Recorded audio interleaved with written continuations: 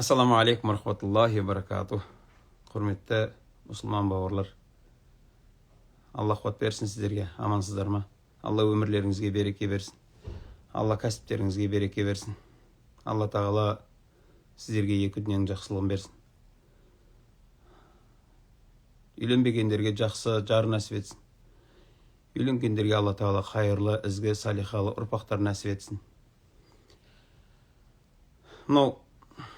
Союздың уақытында бізде кейбір кісілер қазақ салт дәстүр десе, ол не бәле ол деп, өзі екі түрлісі бар. Біріншісі салт дәстүр десе, бұл салт дәстүр деген дінде жоқ деп шығады. Екіншісі мына дінсіздер бар ғой, құдайсыздар. Құдайды басқа жақтан ұлып іздеп жүргендер бар ғой мынау. Иманы жоқтар.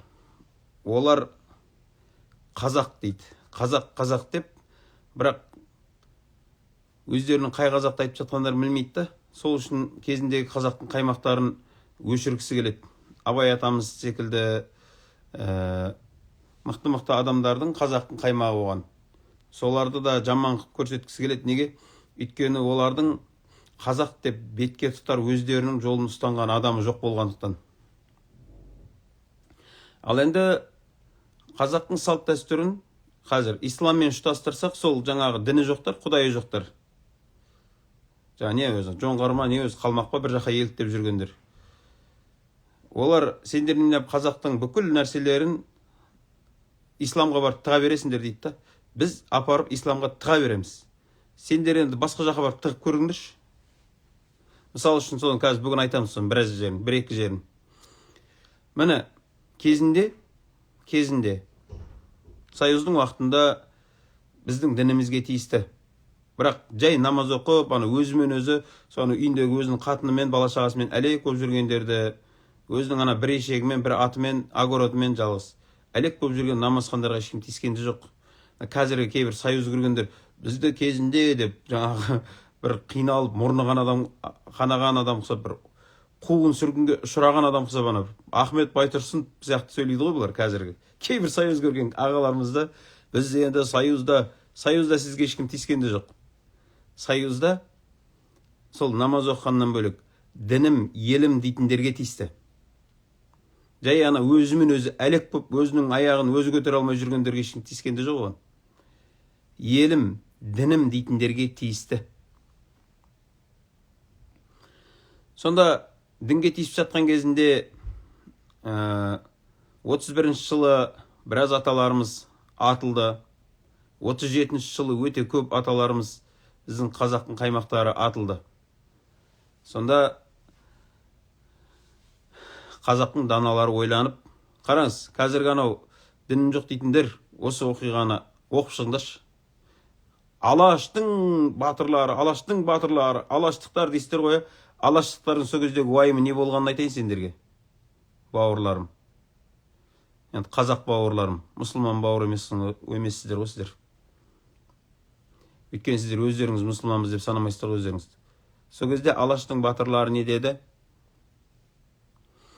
Дінімізді қалай сақтап қаламыз? Мыналар дінімізге тиісіп бәле болды ғой деген кезде, бұлар әр ұлттың салт дәстүрі бар, оған тиіспейді деді. Салт дәстүрлеріне тимейді деді.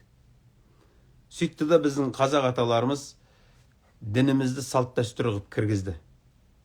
Мысал үшін, қазақта керемет сөз бар. Алтын алма, алық сал.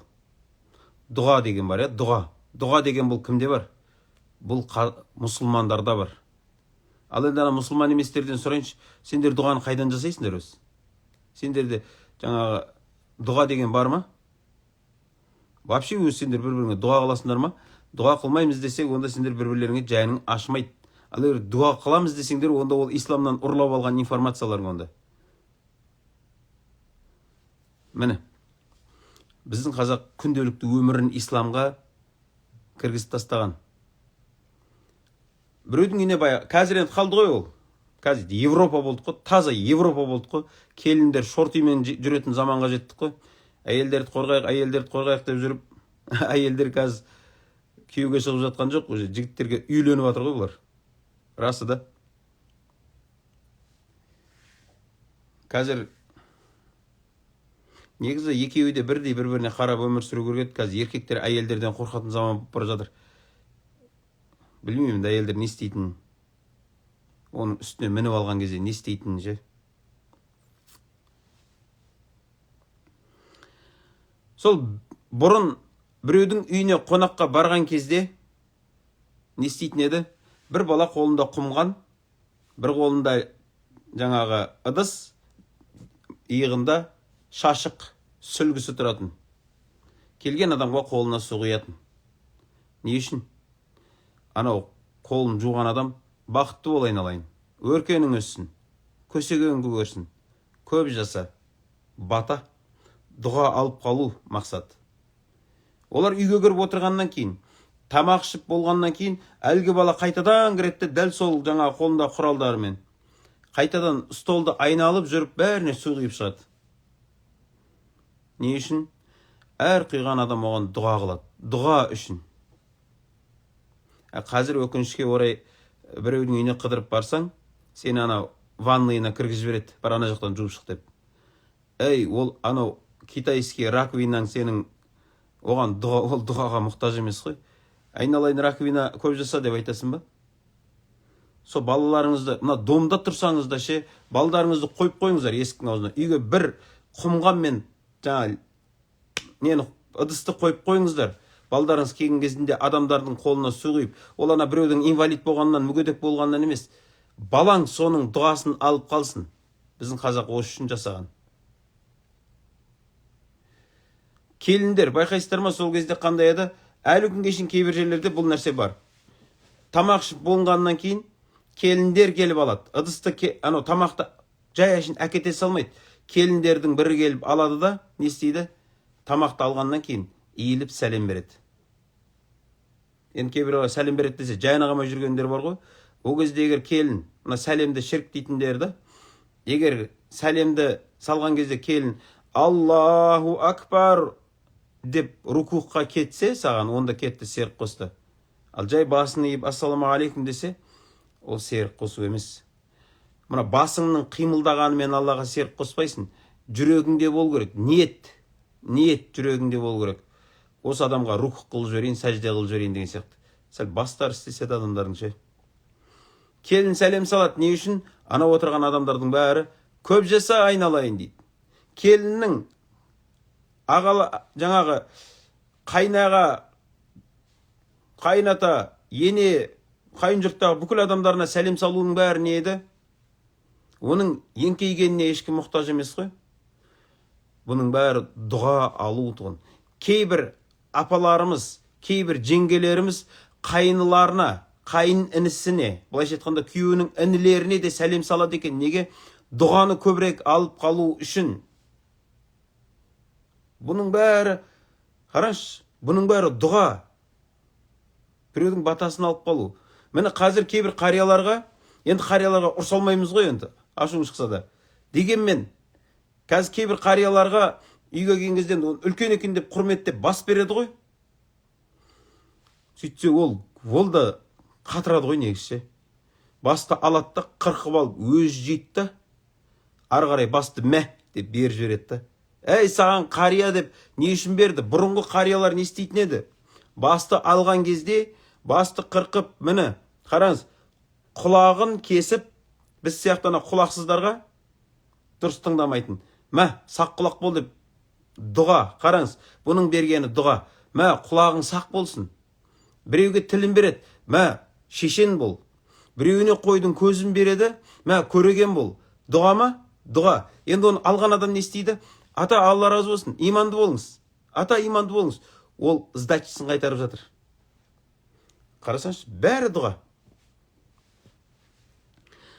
Қазір біреудің үйіне барса, қолды өзің жуасың.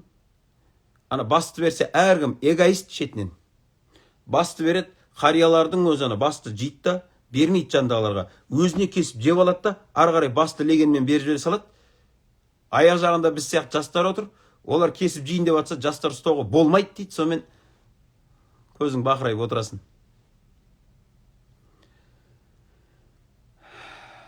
Сол үшін ағайындар, Алла қуат берсін. Алла өмірлеріңізге береке берсін.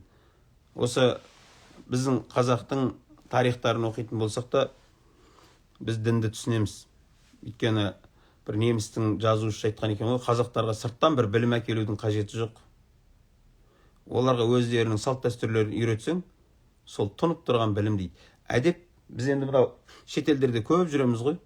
Меккеде, Мәдинада, Стамбулда да, басқа жақта, басқа жақ болсын, қызмет бабымен да. Біздің елдің әдебі керемет қой негізі. Кейбір жерлерде. Мынау қазақылықты ұстанатын жерлерде әлі біздің әдебіміз керемет қой. Үлкенді құрметтеу деген көп жерлерде жоқ қазір. Біздің қазақта ол ұят болады, обал болады деген нәрсе бар. Сол ұят болады, обал боладының артында негізі ислам жатыр. Өйткені ұялу ол иманнан деген. Сол бүгін енді көп миларыңызды ашытпаймыз. Осы қазақтың негізгі ұстанымы ислам екенін түсінсе екен деп, абай аталарымыз Алла бір, ол хақ деп айқайлап кеткен алаштықтар. Қазір соны жексұрын қылып жатқан адамдар бар. Отбасыларыңызға Алла амандық берсін. Әрбір үйленген жастар бақытты өмір сүрсін. Сөзімнің соңында мынаны айтамын, жігіттер, бауырлар. Қазір анау кейбір коучтар жүр ғой. Әйелдерді қорғау керек, әйелдерді қорғау керек деп ше. Әйелдерді қорғау үшін еркектерді соттатудың керек жоқ. Оны соттатсаң әйел қорғалмайды, ол жесір болады ғой. Қарасаңшы, бір қызығы, әйел күйеуінен таяқ жесе, штрафты басқа жаққа төлейсің. Мынау ұрат, сотталады. Мынау таяқ жейді. Бірақ штрафты басқа жаққа алады да. Керемет па? Сөйтеді да, әйел не істейді? Заявление жазады да, жесір қалады ғой. Әйелдерді олай қорғамайды. Әйелдерді қорғау үшін еркектер шын еркек болса бар ғой, майдаланбай. Өздері қорғап алады. Бұл еркектер майдаланғаннан кейін оны соттасаң да, басқа қылсаң да адам болмайды ол. Біз де сондаймыз. Сол үшін еркек болып қалса, өзінің дәрежесін қатынның дәрежесіне түсірмесе, еркектер әрдайым жаңағы істер, сөздерімен емес. Бұл сөйлеу әйелдерге тән нәрсе. Үйде әйелдер көп сөйлейді. Еркектер не істеу керек? Көп әрекет жасайды. Еркекте көп сөз емес, көп әрекет болу керек. Сол ер адамдар өз орындарын білсе, аманатына дұрыс қараса, міне әйел адамды осылай қорғайды. Мен өзімнің әйелімді өзім қорғаймын. Менің әйелімді коучтар келіп қорғап бере алмайды. Өйткені олар біздің үйде не болып жатқанын білмейді. Әр еркек солай өзінің әйелін өзі қорғау керек. Оны сырттан бір психологқа бір нәрселерге барып, менің әйелім қорғап берші деп әркімге жалынып жүрмей. Немесе әйелдер барып, менің күйеуімді адам қылып берші демейше, еркектер не деген ұят болады. Әйелің, міне, қойныңда жатқан әйелің сені басқа біреуге менің күйеуім адам болмайды, менің күйеуім үйтеді, менің күйеуім бүйтеді деп жамандап жатқаны қандай өкініш, жігіттер.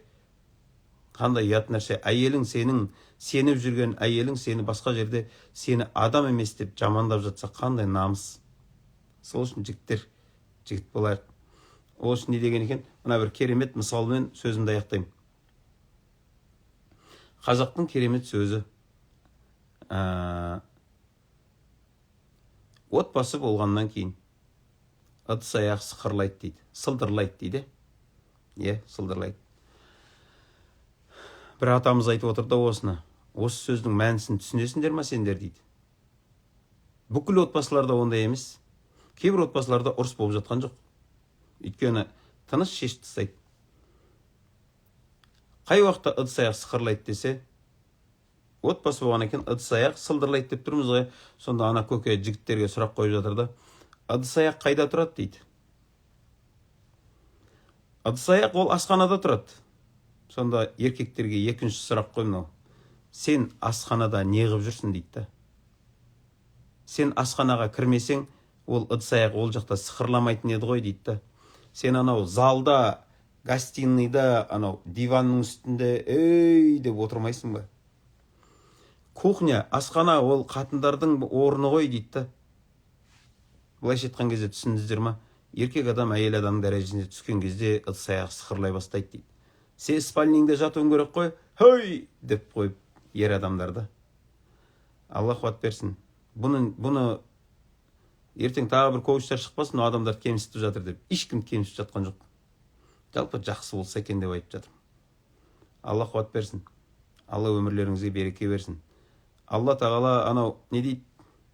Сатып алған байымды ешкі теуіп өлтірді деген сияқты сол Құдайдан сұрап алған байларыңыз өздеріңізге бұйырсын. Салихалы болып, тақуа болып. Анау сатып алған әйелдеріңіз қалың малын беріп, өздеріңізге бұйырсын. Ұзағынан сүйіндірсін Алла тағала. Ұрпақтарыңызбен мың жасаңыздар. Бұл әр қазаққа тілейтініміз осы. Ана бізге ұрсатындарына да осыны тілеймін мен. Ана бізді жек көріп, ана ұрсып жүретіндер бар ғой. Оларға да осыны тілеймін. Атаң құқилар бақытты болыңдаршы деп ше. Ассаламу алейкум рахматуллахи ва баракатух.